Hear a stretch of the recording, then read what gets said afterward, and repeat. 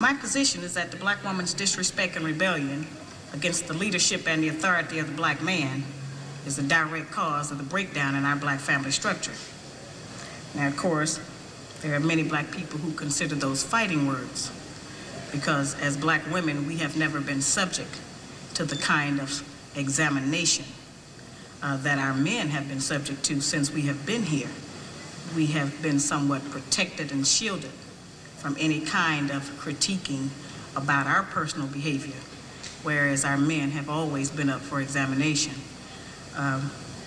The book is not an attack on black women.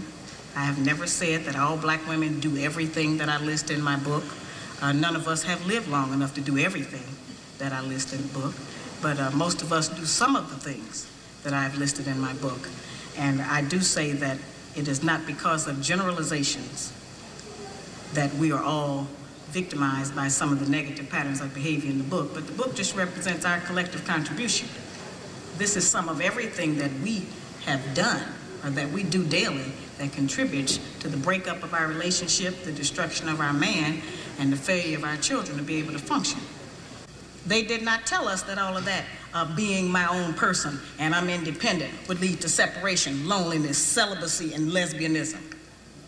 They didn't tell us that if you give up the man, you're going to take one of these things and it's worse and it will destroy your nation. They didn't give us that information. They made us think that it was some kind of glorified position to brag about the fact that I got my own job, my own credit card, my own car, so I don't need no man. I don't even know how we got that mixed up. Ain't none of that got nothing to do with being with no man.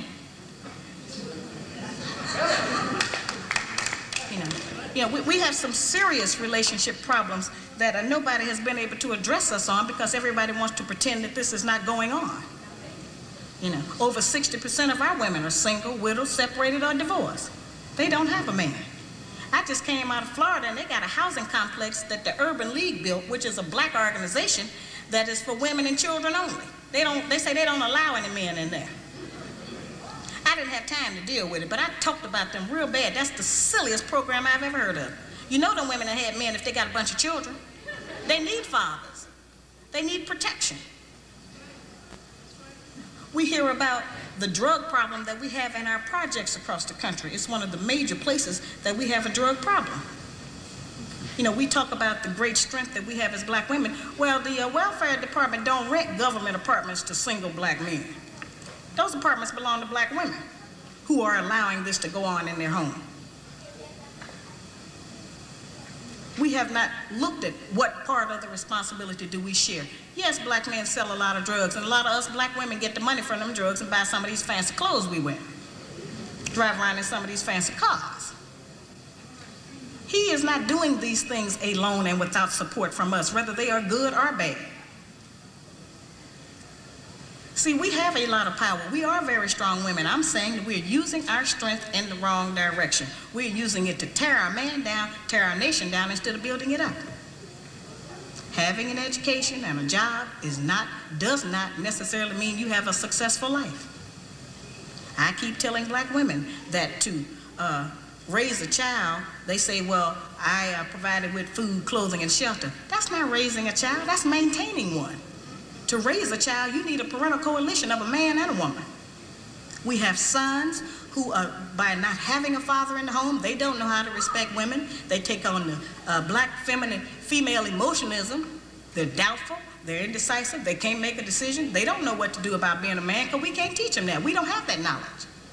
We have daughters who grow up in a home where they don't see any affection, where there's no man there. They go out into the world and try to mate. They don't have no idea how to be no woman to no man, how to function in a house with a man, because they haven't seen it.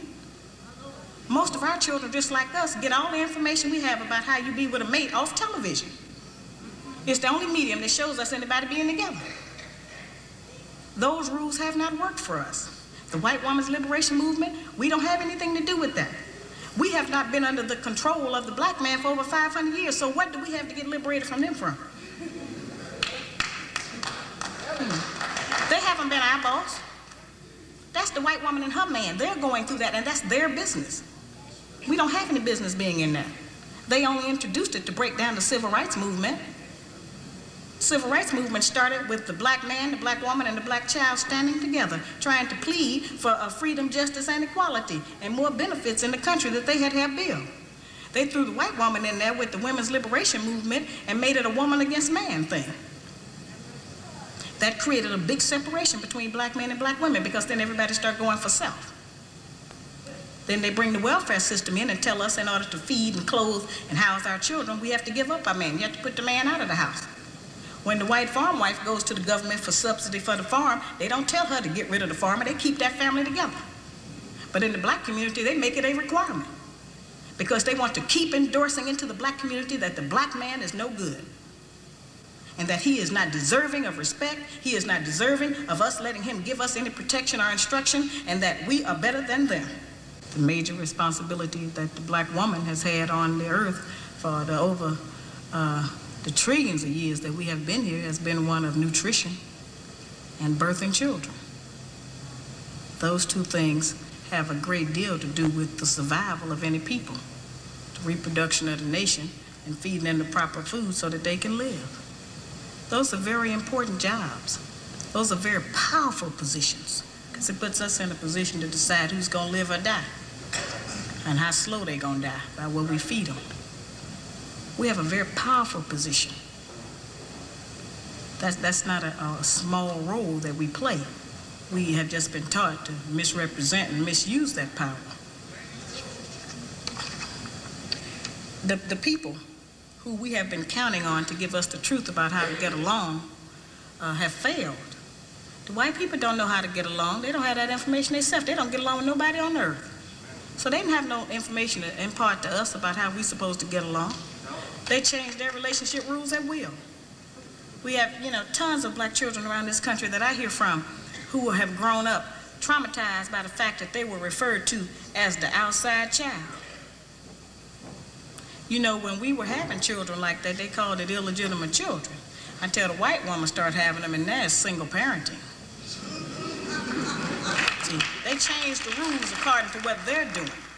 So I've called on our people to change them depending on what we want to do, what our needs are. There's another need that has not been addressed in our community, because nobody will deal with it, and that's one that God did not create three sexes. We only have men and women. Now, I have not said that we should reject the sisters who try and act like men and the men who try and act like women. I'm not saying to reject them from among us, but they need to be taught. We don't have to accept that as some kind of normalcy, because that's not normal. I'm trying to demonstrate how they have set rules that they have forced us to follow that they don't even follow themselves. They change the rules to suit them when they get ready. We can change them to suit us when we get ready, especially if we have what we have now, which is a failing system.